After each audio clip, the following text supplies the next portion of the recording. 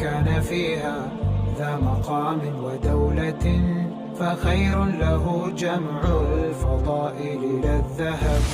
تأملت والدنيا بها العجب والعجب، تروح بلا عذر وتأتي بلا سبب، فلا ظلها دان ولو طال أمنها، وسل عن هواها كل من ودها خطب، وسل عن هواها كل من ودها خطب.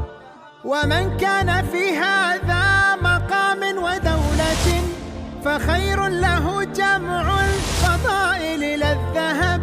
ومن كان فيها ذا مقام ودولة فخير له جمع الفضائل لا الذهب.